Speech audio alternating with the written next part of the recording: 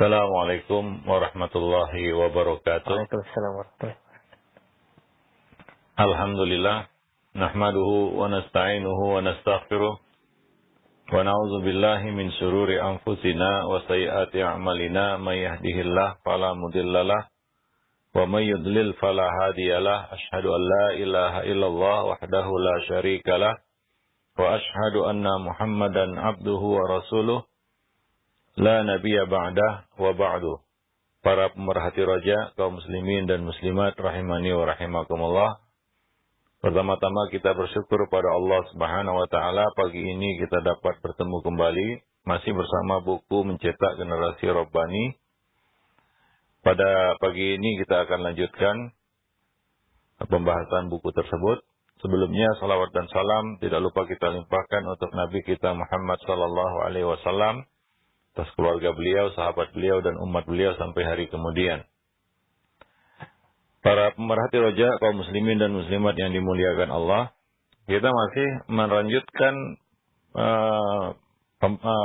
kita katakan mengambil faidah dari kisah-kisah, ya dari Al-Quran maupun hadis yang bisa kita jadikan bahan ya untuk kita ceritakan ya.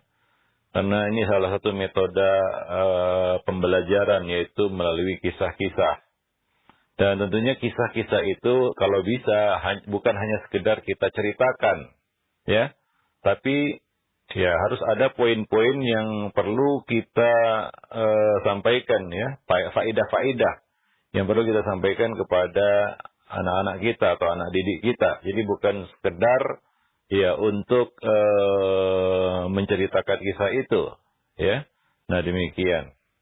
Nah kita masih bersama kisah Salman Al-Farisi, ya. Bagaimana pencariannya mengejar hidayah, berkelana dari satu tempat ke tempat yang lain, dari satu orang ke orang yang lain, ya, untuk mencari hidayah, mencari kebenaran. Ya, kita sampai pada bagaimana Salman ini ya berpindah dari satu orang ke orang yang lain, dari satu tempat ke tempat yang lain, mulai dari Musil, Nasibin sampai ke Amuriyah. Ya. Nah, di sini coba lihat ada satu faedah yang penting yang bisa kita petik di situ ya. Beliau bertemu dengan orang-orang yang baik ya di Musil, di Nasibin, dan di Amuriyah. Ya. Sesuatu yang tidak beliau dapatkan ketika pertama kali menginjakkan kaki di negeri Syam.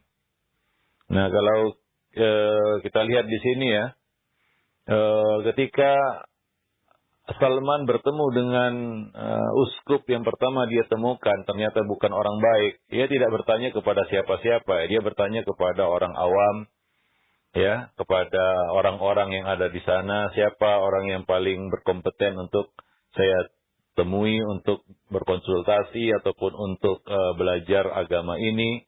Mereka menunjuk si uskup itu, karena yang mereka tahu ya dia. Ya, di sini Salman tidak bertanya kepada orang yang berilmu, orang yang tahu. Dia bertanya kepada orang-orang yang ada di pasar, para pedagang yang membawanya ke negeri Syam.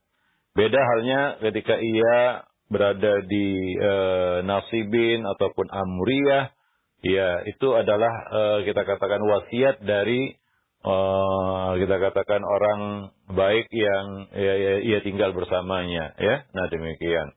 Ya, dia diwasiatkan untuk menemui si fulan dan si fulan, ya. Nah, akhirnya dia menemukan orang-orang yang terbaik, orang-orang yang baik, orang-orang yang bisa membimbingnya kepada hidayah itu, ya. Nah demikian. Baik. Jadi ya memang belajar itu ya kita harus bertanya referensinya, ya, referensinya, ya, sehingga kita tahu ya apa yang kita baca, kepada siapa kita belajar. Nah, kalau kita di sini belajar mencari referensi sendiri, ya, dan tanpa kita katakan bimbingan dari orang yang tahu atau orang yang berilmu, ya, maka kejadiannya seperti Salman ketika pertama bertemu dengan uskup yang ternyata bukan orang baik. Ya, nah demikian. Wallahu a'lam bishawab. Jadi pentingnya kita bertanya kepada ahli ilmu, yang ditanyakan kepada ahli ilmu bukan hanya ilmu, ya, tapi juga sahib ilm. Ya, yang ditanya oleh Salman kepada orang-orang itu, ya orang-orang baik itu, bukan hanya ilmu, tapi ahli ilmu. Itu yang juga perlu kita tanyakan kepada orang yang berilmu. Karena mereka tentunya lebih tahu dari kita siapa yang berilmu. Apalagi sepeninggal mereka, siapa yang harus kita datangi. Ya, kepada siapa kita harus belajar. Ya, karena ya tentunya siapa saja akan mati dan meninggalkan dunia ini. Ya, nah sementara ya perjalanan menuntut ilmu tidaklah berhenti dengan matinya seorang alim. Ya, seorang murid tentunya tidak berhenti menuntut ilmu dengan wafatnya gurunya misalnya, ataupun ahli ilmu. Dia harus terus mencari ilmu itu.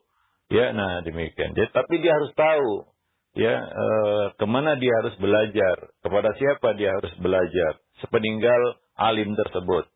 Nah itu yang terjadi, ya ini adalah yang ya kita katakan terakhir dia bertemu dengan seorang laki-laki yang berada di Amuriyah, ya di sana ia tinggal dengan seorang yang ternyata juga orang baik, ya orang yang menjalankan agamanya, orang yang saleh, berpegang teguh dengan ajaran yang diyakininya. Nah ketika ketentuan Allah datang kepada laki-laki tersebut, kepada orang itu, ya, aku berkata kepadanya, wahai fulan, dahulu aku tinggal bersama fulan. Lalu ia berwasiat kepadaku untuk menjumpai si fulan.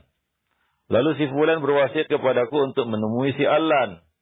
Lalu si Allan berwasiat kepadaku untuk menemuimu. Lalu siapa yang akan engkau wasiatkan agar aku menemuinya sepeninggal dirimu? Apa yang engkau perintahkan kepadaku? Ini satu tradisi ataupun kita katakan sunnah ya bagi para penuntut ilmu, yaitu dia tidak berhenti menuntut ilmu dengan kematian gurunya atau kepergian gurunya. Ya, dia harus terus mencari ilmu itu dari ya orang-orang yang berilmu. Ya, nah demikian. Maka orang itu menanggapi, laki-laki itu menanggapi, wahai anakku, demi Allah, aku tidak lagi mengetahui seorang pun yang kini masih sejalan dengan pemahaman agama yang kami amalkan. Sehingga aku bisa memerintahkan kamu untuk menemuinya. Ya, coba lihat beruntungnya ya bertemu dengan orang jujur dan orang yang saleh ya. Dia akan menuntun kita kepada kebaikan. Ya, nah demikian. Aku tidak menemukan lagi orang yang mengamalkan agama kami seperti yang aku amalkan ini. Ya, akan tetapi ya zaman datangnya seorang nabi telah mendekatimu. Seorang nabi baru yang dikabarkan akan muncul sudah dekat. Seorang nabi diutus dengan membawa agama Ibrahim. Ya, dan laki-laki ahli kitab ini, Nasrani ini, dia membaca kitab sucinya, dia tahu bisyarah, ya kabar gembira yang disebutkan di dalam kitab sucinya bahwa akan diutus seorang nabi terakhir dari kalangan, bukan dari kalangan Bani Israel, tapi dari kalangan Bani Ismail, ya anak keturunan Ibrahim, membawa agama Ibrahim, berasal dari negeri Arab, ya. Laki-laki Nasrani ini tahu karena dia baca kitab sucinya. Dan dia adalah orang yang mengamalkan kitab sucinya saat itu. Ia akan berhijrah ke negeri di antara dua harrah, yaitu tanah berbatuan hitam. Maksudnya Madinah ya. Antara dua harrah. Harrah artinya tanah yang berbatuan berwarna hitam. Negeri itu ditumbuhi pepohonan kurma, yaitu banyak kebun-kebun kurma. Nabi itu memiliki ciri-ciri yang sangat jelas. Ya, dia mau menerima hadiah tapi tidak mau menerima sedekah. Ya, karena maksudnya zakat, ya, karena Nabi dilarang ya menerima zakat. Demikian juga ahli bait, dia tidak boleh menerima zakat. Di antara pundaknya ada tanda kenabian, ya, tanda nubuat. Di antara dua pundaknya ada tanda kenabian. Jika kamu mampu, pergilah ke negeri itu. Coba lihat di sini, tidak ada lagi orang yang tersisa. Maka coba lihat ahli ilmu ini, dia tidak pandai-pandai temui si fulan, ternyata bukan ahlinya. Dia mengatakan tidak ada lagi yang tersisa. Cuma ada satu bisyarah, kabar gembira yang akan muncul. Ya, sudah tiba waktunya, dekat waktunya. Dengan tanda-tanda yang ia ketahui ya dari kitab sucinya. Maka ini yang diwasiatkan oleh laki-laki ini kepada Salman. Ya. Nah, kalau kamu bisa pergilah ke negeri itu. Ya. Nah, maka laki-laki yang baik ini, orang soleh ini pun wafat. Aku masih menetap di kota Amuriyah selama beberapa waktu. Ya, hingga suatu ketika kafilah dagang Bani Kalbi melintas di hadapanku. Maka aku bertanya, maukah kalian membawaku ke negeri Arab? Sebagai imbalan akan kuberikan sapi dan kambing kecilku ini.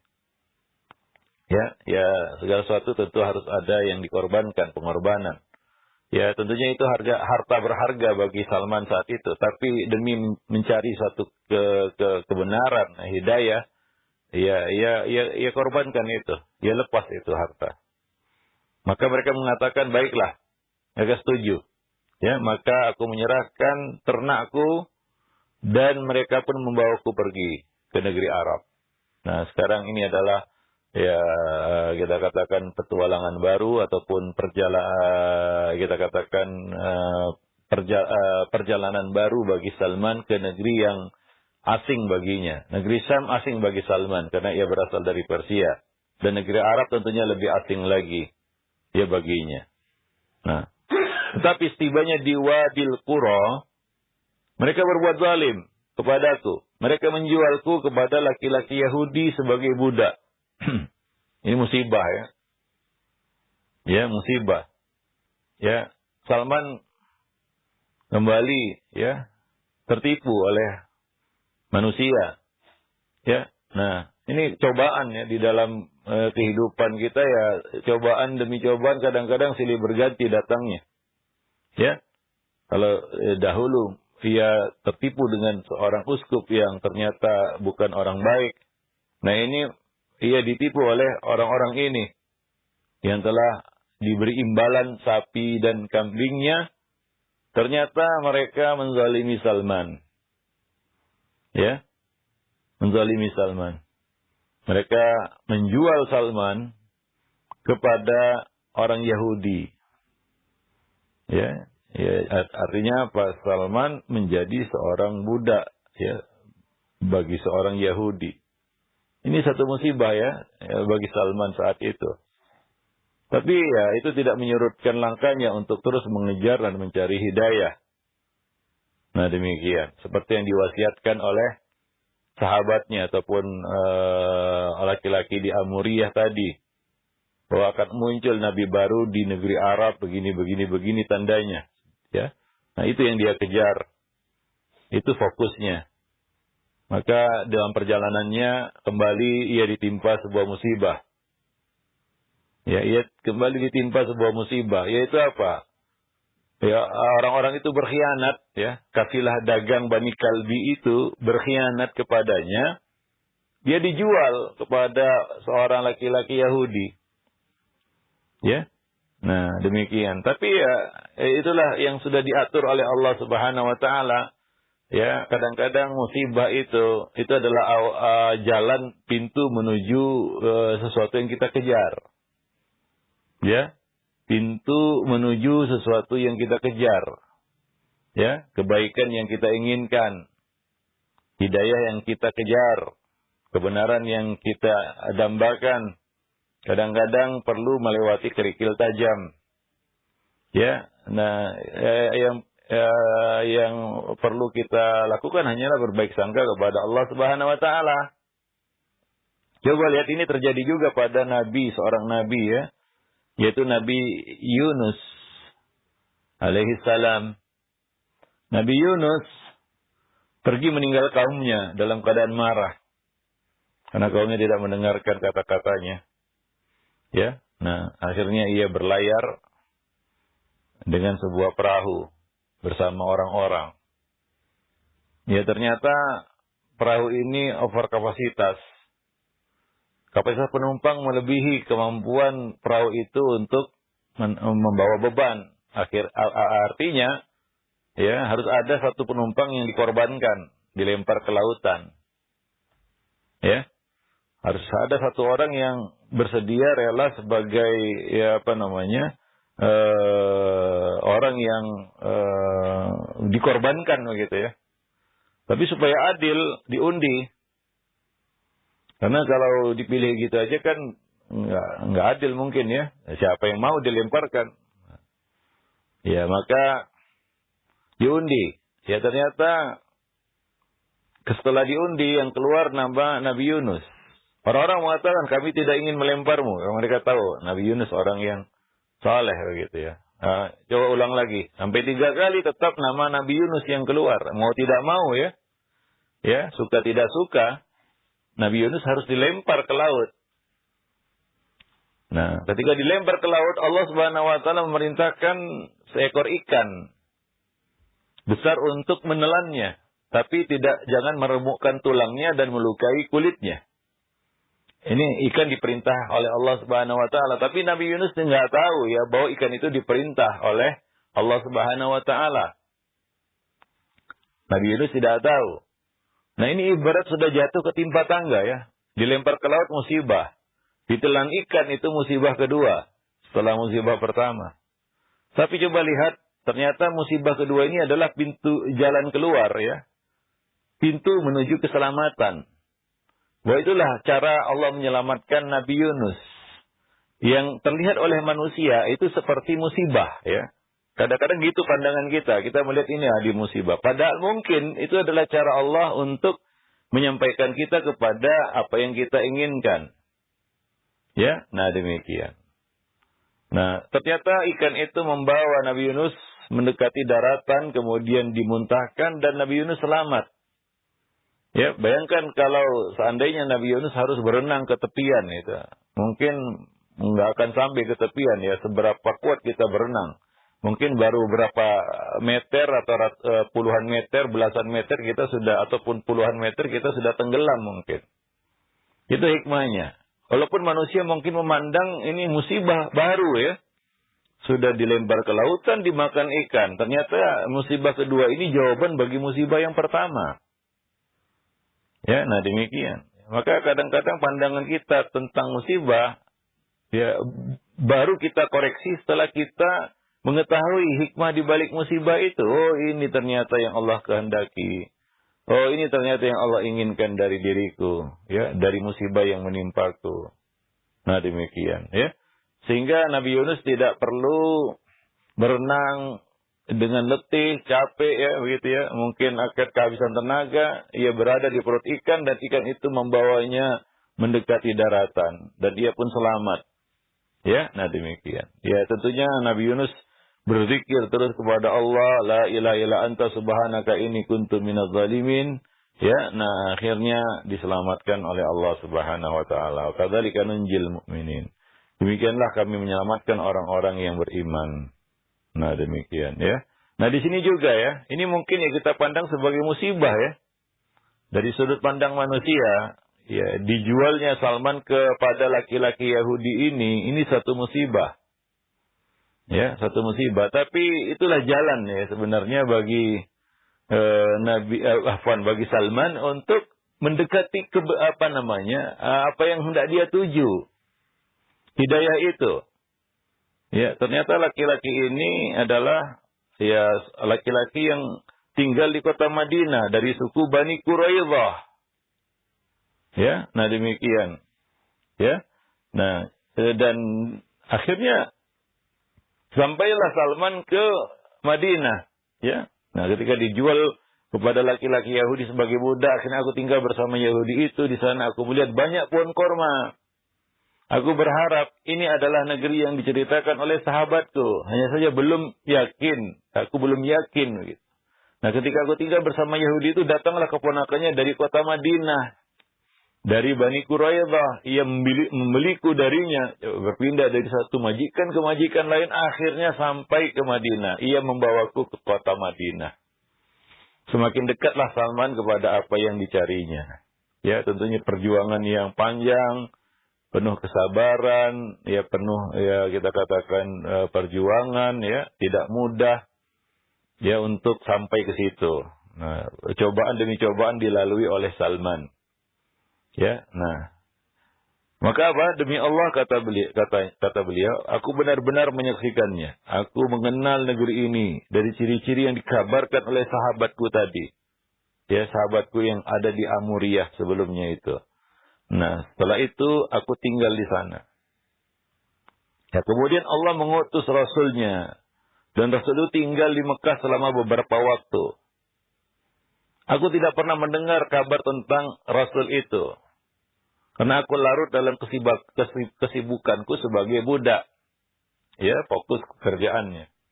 Nah, yaitu sebagai budak berkhidmat kepada tuannya, majikannya. Nah, tak lama berselang, Rasul itu hijrah ke Madinah. Ya. Nah, ya, ini adalah ya kita katakan jalan ya, bertemunya Salman dengan Rasulullah sallallahu alaihi wasallam. Ya, begitulah Allah mengantarkan Salman kepada apa yang dia tuju. Man jadda wajada. Barang siapa yang bersungguh-sungguh dia akan mendapatkan. Alladzina jahadu fina lanahdiyannahum subulana. Ya, orang-orang yang bersungguh-sungguh di jalan kami akan tunjukkan jalan itu kepadanya. Ya. Nah, tapi ya itu tidak mulus. Ya, banyak tantangan-tantangan, cobaan-cobaan, ya musibah-musibah, ujian-ujian yang ia lalui. Yang Salman lalui di dalam perjalanannya, tapi itu semua tidak menyurutkan langkahnya. Ya, nah, kadang-kadang kita baru diuji sama Allah sedikit saja, kita sudah mundur teratur. Ya, kita sudah menyerah. Ya, nah, boleh jadi musibah itu adalah jalan yang Allah buka sebenarnya. Sekaligus untuk menguji kesabaran kita dan kesungguhan kita. Dan sebenarnya musibah itu adalah jalannya, gitu. Seperti Salman di sini, ketika dia dikhianati oleh para kafilah dagang Bani Kalbi tadi, ya, dijual kepada seorang laki-laki Yahudi, ini musibah, tapi itulah jalan ya menuju apa yang kita inginkan, ya. Nah, akhirnya ia sampai di kota Madinah dan Nabi juga hijrah ke Madinah. Ya, nah demi Allah kata beliau, ketika Nabi datang, aku sedang berada di atas pohon korma milik majikanku untuk melakukan beberapa pekerjaan di situ. Dan majikanku duduk di bawah pohon. Ya, tiba-tiba keponakannya datang, kemudian berdiri tepat di hadapannya. Seraya berkata, ini Salman di atas pohon kurma ya. Majikannya di bawah itu bersama keponakannya. Mereka berbicara, berkata, Paman, mudah-mudahan Allah membinasakan Bani Qailah. Demi Allah sekarang mereka sedang berkumpul di Kuba untuk menyambut kedatangan seorang laki-laki dari Mekah. Yang mendatangi mereka hari ini. Dan mereka mengklaim laki-laki itu adalah seorang nabi.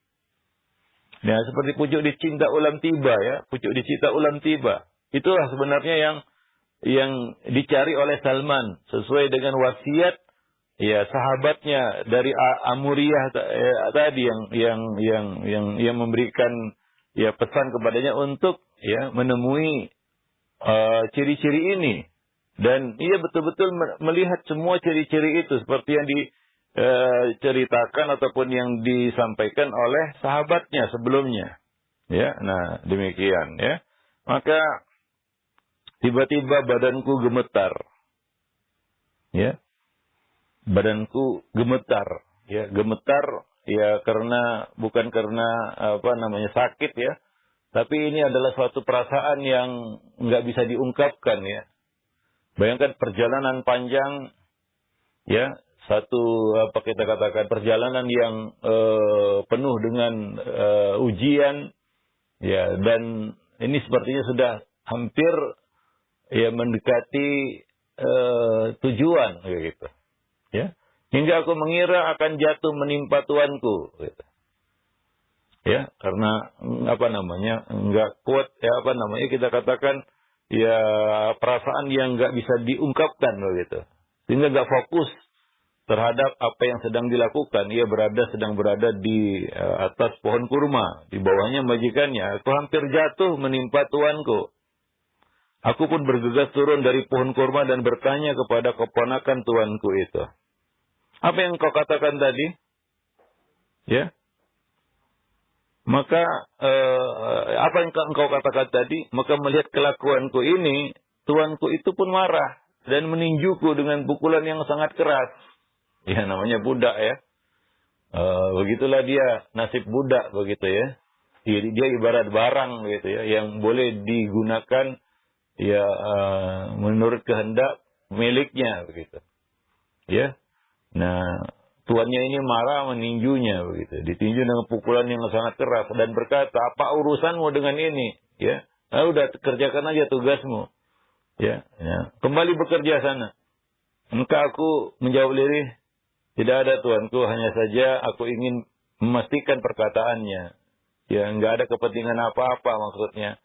Ya, enggak ada maksud apa-apa, hanya aku ingin memastikan berita itu." Begitu. Nah, ketika itu aku menyimpan beberapa kurma yang kupetik dan aku kumpulkan di satu tempat. Ya, nah demikian. Ya.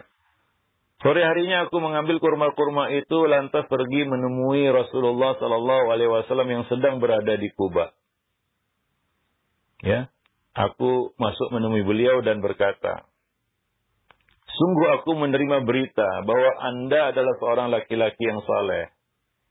Anda memiliki beberapa sahabat yang merupakan orang-orang perantauan yang membutuhkan pertolongan. Aku memiliki sesuatu untuk disedekahkan. Dan aku melihat kalian adalah orang yang paling berhak menerimanya daripada orang lain." Ya, perantau yang merantau dari Mekah ke Madinah, begitu ya.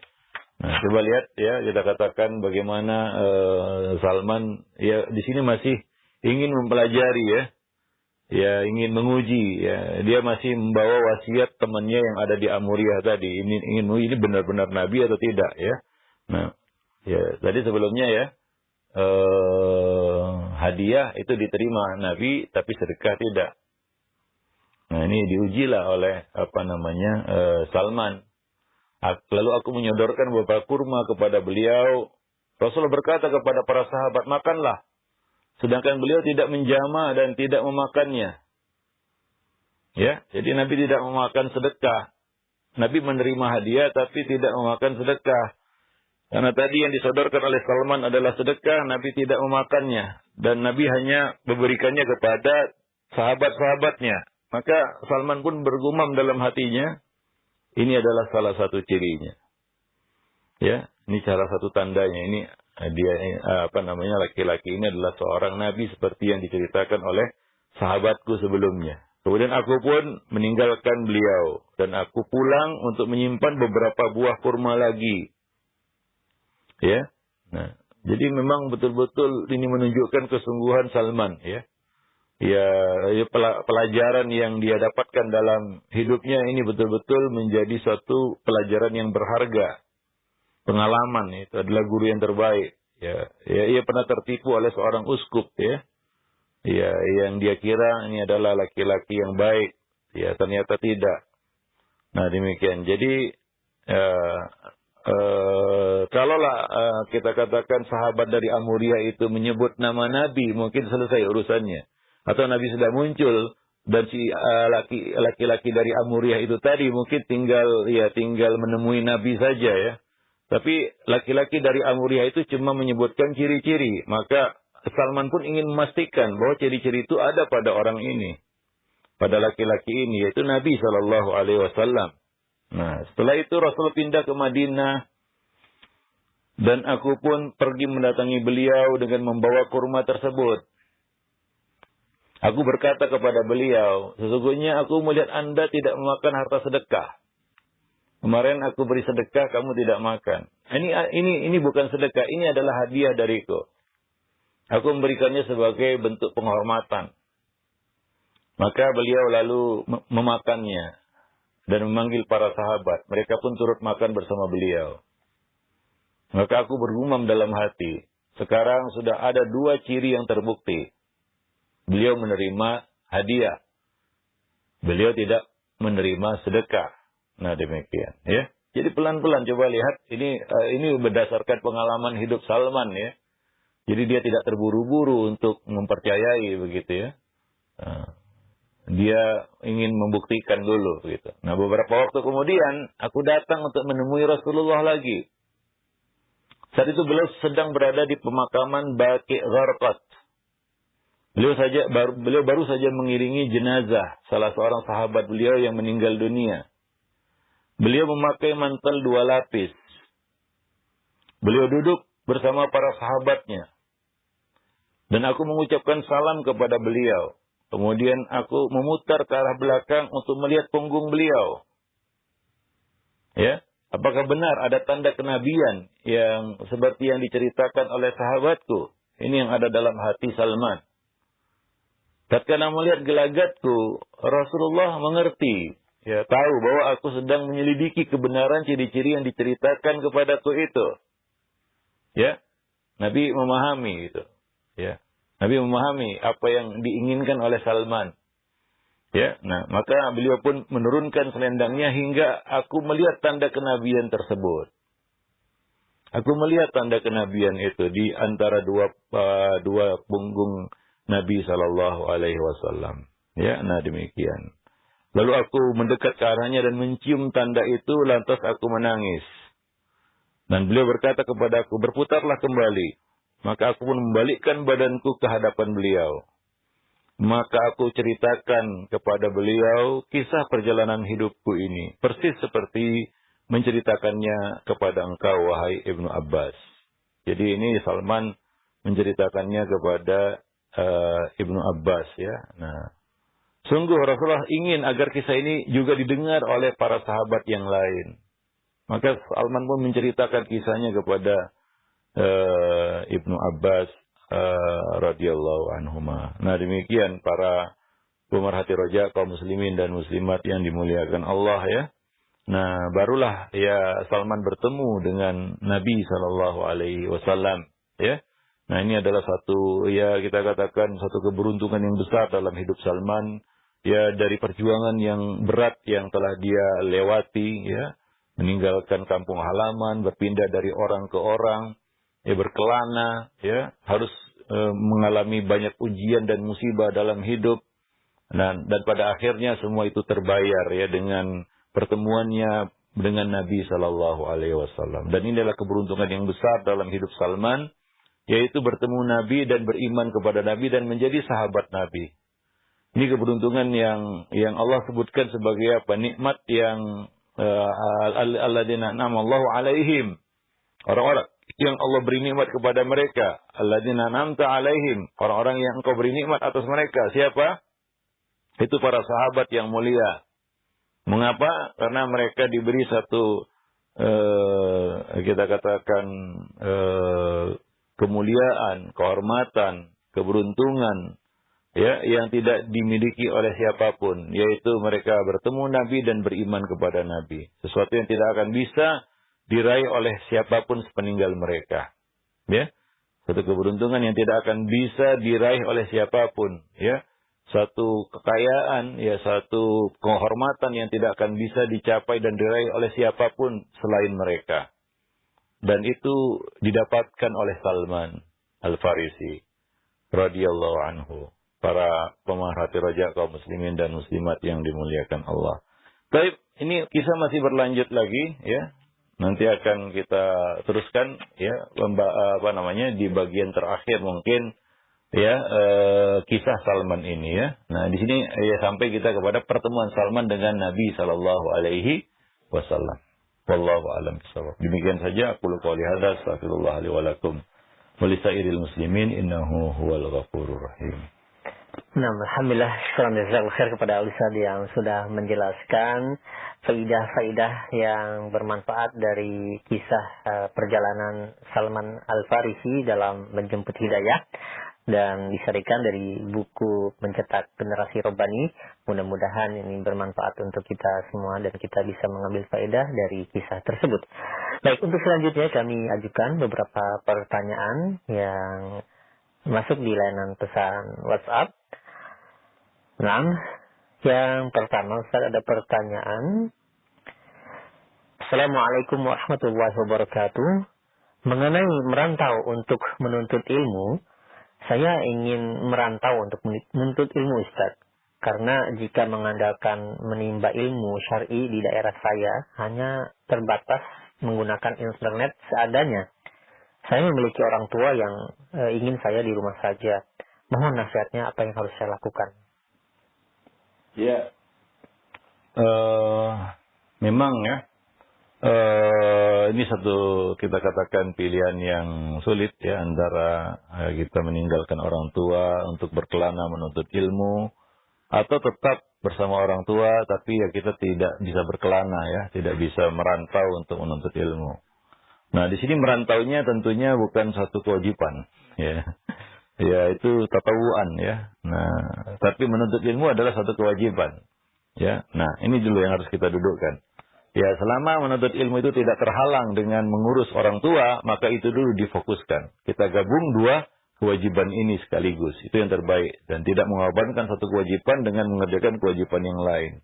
Sementara bisa digabungkan di sini. Bukan pilihan si malakama, dimakan mati ayah, tidak dimakan mati ibu ya. Nah, jadi perlu didudukkan di sini. Merantaunya itu tidak wajib, itu tatawuan. Banyak juga ulama yang tidak merantau dan mereka menuntut ilmu di negeri mereka sendiri ya, sampai mati. Ya, tapi ya kita lihat merantau ini salah satu tradisi para ulama terdahulu untuk memperluas ilmu mereka. Ya, tidak ada kepuasan dalam menuntut ilmu. Wallahu a'lam bishawab. Ya, nah, dan juga merantaunya kita menuntut ilmu itu mungkin ilmu-ilmu yang sifatnya fardu kifayah. Ya, sementara mengurus orang tua itu menjadi satu kewajiban ya bagi anak, apalagi nggak ada yang ngurus. Ya, apalagi tidak ada yang mengurus. Ya, maka kalau tidak ada yang mengurus, maka menjadi fardu ain bagi kita untuk mengurus orang tua. Kalau tidak ada yang lain ya. Nah demikian. Ya, maka sesuatu yang bisa kita lakukan secara sekaligus, ya lakukan. Nah, merupakan salah satu kesalahan berpikir sebagian orang adalah suka membenturkan antara satu kewajiban dengan kewajiban yang lain ya, sehingga mungkin dia ingin meninggalkan satu kewajiban, maka dia cari kewajiban lain untuk dibenturkan begitu ya. Ini tidak bijak, ini kesalahan berpikir namanya. Ya, kalau kita bisa menggabungkan dua kewajiban itu sekaligus, mengapa tidak? Maka kita dudukkan tadi masalahnya. Merantaunya tidak wajib. Ya, menuntut ilmunya memang wajib. Nah, selama kita bisa menuntut ilmu sambil berbakti kepada orang tua, lakukan. Mungkin orang tua tinggal berapa lama lah hidupnya. Ya, mungkin setelah itu kita baru bisa pergi merantau gitu ya. Itu waktunya merantau. Nah, demikian ya. Nah, orang tua mungkin disitulah saat-saat anak itu berbakti kepada orang tua. Yaitu apa?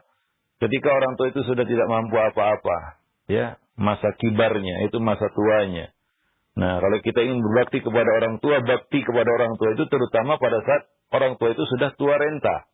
Kalau orang tua masih kuat, sebenarnya orang tua juga ya yang bantu anaknya, bukan anak yang bantu orang tua, kan begitu ya. Nah, kalau orang tua masih kita katakan berkecukupan, ya bukan kita yang mencukupi orang tua, tapi orang tua yang mencukupi kita. Tapi ada masanya sebaliknya nantinya. Orang tua tidak bisa apa-apa lagi, nggak kerja, nggak mampu untuk mengurus dirinya sendiri ya, karena masalah ya usia. Nah, disitulah yang namanya berbakti itu teruji ya. Nah, demikian. Sama seperti menyambung silaturahim. Menyambung silaturahim bukanlah menyambung silaturahim orang yang sekedar menyambung silaturahim kepada orang yang menyambung dengan kita. Ya, itu biasa, itu kebaikan dibalas kebaikan namanya. Ada karib kerabat kita yang menyambung silaturahim dengan kita, kita balas menyambung silaturahim dengannya kepadanya, itu satu yang wajar, normal. Dan itulah seharusnya, ya. Nah, jadi menyambung silaturahim itu semakin ditegaskan dan itulah hakikatnya ketika ada karib kerabat keluarga yang memutusnya. Ya. Atau menjauh dari kita mendekati. Kita berusaha untuk merangkul, kita berusaha untuk menyambung. Ya, dari situlah namanya menyambung tali silaturahim. Ya, nah demikian. Kalau menyambung silaturahim dengan orang yang menyambungnya dengan kita, itu wajar. Nah, demikian juga ketika orang tua sudah tua renta, disitulah dia namanya berbakti. Ketika orang tua masih kuat, ya sebenarnya orang tua yang berkhidmat untuk anaknya. Ya, ngurus anaknya, itu nggak habis-habis itu urusan anak kan begitu ya. Nah, kalau orang tua masih kuat, Ada waktu di mana mereka sudah tidak bisa berdaya lagi, terkulai lemah, ya, tidak ada kekuatan lagi, tidak mampu apa-apa lagi. Mungkin sudah kembali ke ardalil umur, asfalas safilin, yaitu apa? Masa-masa lemah seperti seorang bocah yang perlu, ya kita katakan, bantuan dari orang tuanya. Begitulah kondisinya. Wallahu alam bisawab. Maka ini kesempatan untuk berbakti kepada orang tua. Ya, di samping kita sekarang dimudahkan Allah bisa menuntut ilmu melalui media-media yang sangat banyak, ya. Di media sosial bisa menuntut ilmu, salah satu manfaat, ya. Ya, salah satu manfaat media sosial bisa menuntut ilmu, bisa dari YouTube, bisa dari Google, atau bisa dari orang-orang yang mungkin ada di tempat kita. Ya, mungkin kita sih nggak tahu ada orang yang berilmu di tempat kita, maka belajarlah. Tuntaskan dulu ilmu di negeri sendiri, baru kita merantau ke negeri yang lain. Wallahu alam bisawab. Nanti ada masanya. Ya, orang tua tinggal berapa lama dengan usia yang sudah lanjut itu. Mungkin mereka tinggal menyelesaikan sisa-sisa umur. Ya, nah demikian. Wallahu alam bisawab. Dan kebanyakannya kalau kita merantau untuk menuntut ilmu, ilmu yang kita tuntut itu ilmu yang sifatnya fardu kifayah. Iya, fardu kifayah. Ya maka ya mungkin kita harus bersabar dulu, ya. Nah, mudah-mudahan ya kita sabar mengurus orang tua itu adalah jalan bagi kita nantinya untuk menuntut ilmu, atau Allah akan memudahkan ilmu itu untuk kita. Ya, wallahu alam bisawab. Iya, nah baik. Terima kasih banyak Syukran jazil khair atas jawaban dan nasihatnya. Mudah-mudahan bermanfaat. Dan selanjutnya ini ada pertanyaan kembali, Ustaz. Mohon penjelasan cakupan dan batasan saudara yang dikatakan ada ikatan tali rahim, sehingga bila kita berkunjung kepadanya dikatakan silaturahim. Ya, tentunya orang-orang yang ada terkait, ya, ikatan darah dengan kita, baik itu melalui ayah maupun ibu, ya. Nah, ada akar kerabat namanya, ya. Orang yang tersambung hidupnya kepada kita melalui kedua orang tua kita, ya. Nah, kita kan punya asal usul gitu, ya. Kita punya asal usul, ya. Sebelum kita ada orang-orang yang, ya, kita tersangkut terkait hidupnya dengan kita, ya. Ya, di sini mungkin bukan kita katakan ayah ibu, ya, orang-orang yang lain yang sekitar ayah ibu, saudara-saudaranya dan lain sebagainya, ya.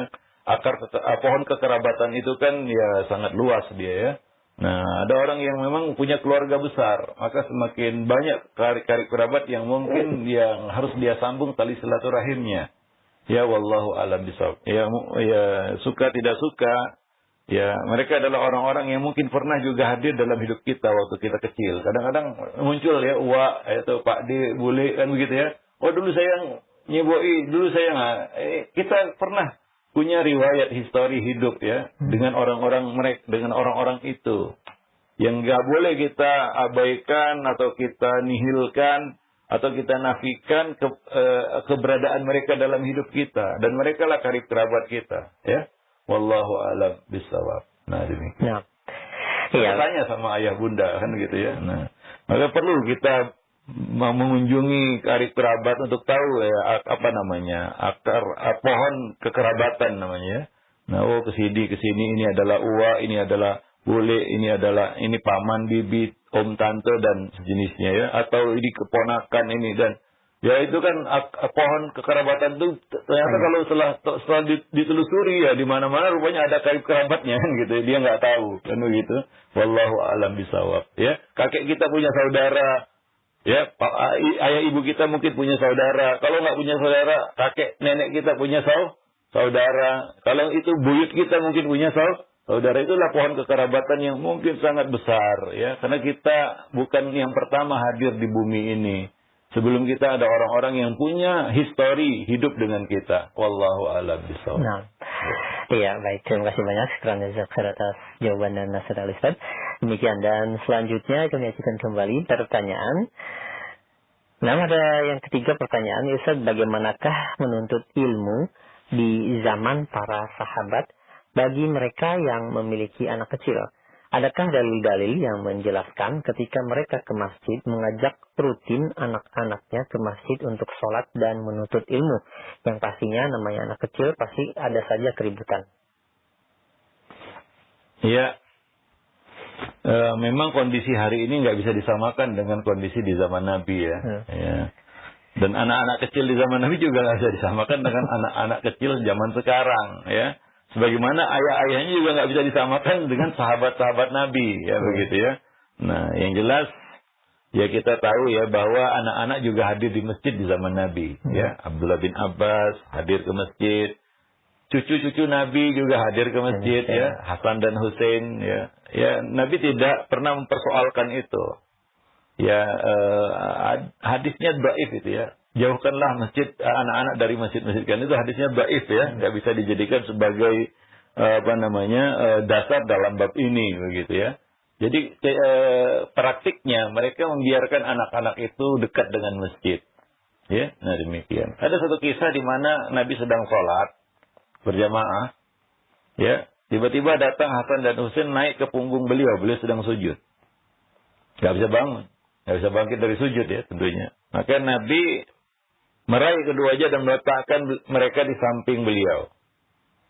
Ini sujud pertama ini. Sujud kan ada dua, duduk gak bisa dinaikin ya. Kemudian Nabi sujud lagi. Ya, ketika sujud lagi, anak-anak itu kembali naik lagi 2 kali kan gitu ya. Nah, Nabi kemudian meletakkan mereka di kanan dan di kiri. Dan Nabi bangkit. Begitulah dia. Dalam salat berjamaah ini. Di Masjid Nabawi.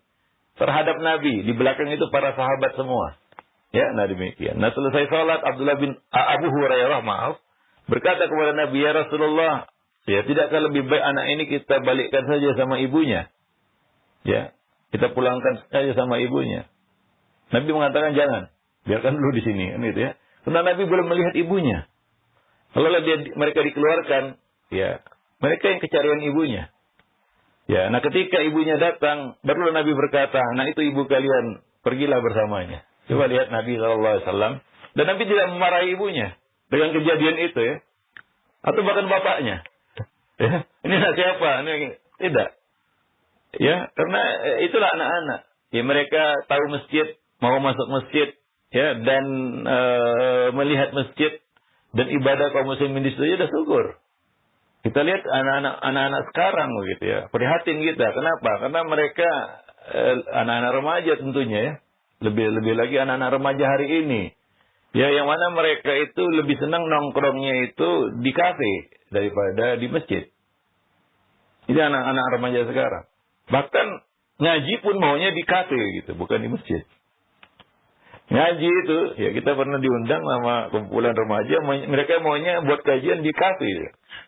Ya, saya agak gimana gitu ya. Ada, ya mungkin supaya lebih trendy katanya dan lain-lain sebagainya lah ya. Tapi bagi remaja ini ya, mereka kan seharusnya menjadi remaja yang hatinya terpaut dengan masjid, begitu ya. Nah, dulu zaman saya remaja, zaman dulu ya, jadul ya, tahun generasi remaja tahun 70-an, 80-an, itu masih ada yang namanya remaja masjid. Ya. Setiap masjid ada namanya remaja masjid gitu ya. Ya, mereka membuat kegiatan sendiri di masjid, semua kegiatannya itu ya, kajian biasanya macam-macam lah ya. Nah, itu dulu ya. Nah, di setiap masjid itu ada remaja masjid. Nah, sekarang ini nggak ada istilah remaja masjid. Yang ada remaja kafe. Anak-anak remaja nongkrong di kafe dan seperti itu. Wallahu a'lam bishawab. Ya kita kali ini pergeseran yang terjadi, zamannya sudah nggak sama kan begitu ya.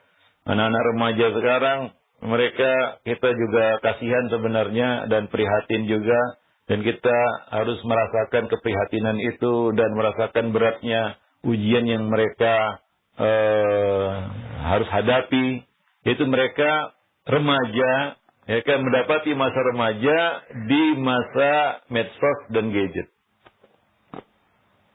Itu bukan perkara mudah untuk melewatinya. Mereka remaja yang hidup di zamannya medsos dan gadget.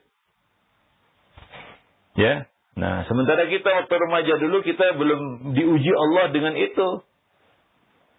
Ya. Belum diuji Allah dengan itu semua. Maka kadang-kadang untuk menerapi atau melakukan terapi terhadap para remaja yang kecanduan gadget, kita harus lihat dulu ya kondisi hari ini seperti itu. Seandainya kita balik remaja, belum tentu kita bisa ya kita katakan sebaik dia dalam berinteraksi dengan gadget. Mungkin kita lebih gila lagi. Ya, Kalau kita dapati remaja, masa remaja kita hari ini ya, maka kita harus paham itu dan merasakan beratnya tantangan yang harus mereka hadapi. Bahwa itu tidak mudah. Ya, tidak mudah. Wallahu a'lam bishawab. Ya kita ini semacam apa ya, mereka itu semacam diakhirkan masa mudanya sampai ke masa gadget ini. Sementara kita tidak melewati itu semua. Ya, nah masa remaja kita enggak seperti itu. Wallahu a'lam bishawab. Ya, nah demikian. Baik, jadi ya tentunya biasa anak-anak main di masjid ya. Nah, ya perlu pengarahan ya. Nah, anak buat salah ya namanya anak-anak pasti buat salah. Ya, maka kita para orang tua yang harus terus membimbing dan mengarahkan. Wallahu a'lam bishawab. Nah, demikian. Ya selama itu tidak mengganggu dalam arti kata membuat kegiatan masjid itu terhenti, ya masih bisa ditolerir ya. Nah, artinya masih dalam batas waktu yang wajar. Nah, demikian. Wallahu a'lam bishawab. Ya. Nah, jadi kita mungkin bisa lebih ramah lagi kepada anak-anak, khususnya anak-anak yang datang ke masjid. Ya, karena zaman sekarang ini ya musuh marbot itu anak-anak. Musuh marbot jadi. Biasanya marbot sama anak-anak tengkar terus itu, enggak ada akurnya gitu ya. Wallahu a'lam bishawab ya. Nah, mungkin pendekatan yang perlu dirubah ya. Sehingga anak-anak itu dia merasa di masjid itu adalah tempat yang nyaman ya. Perlu waktu memang menanamkan kesadaran kepada anak-anak ketika berada di masjid. Dia perlu ya perhatian orang tua tentunya ya, dan juga perangkat-perangkat masjid. Ya, nah demikian. Anak ke masjid jangan dimusuhi.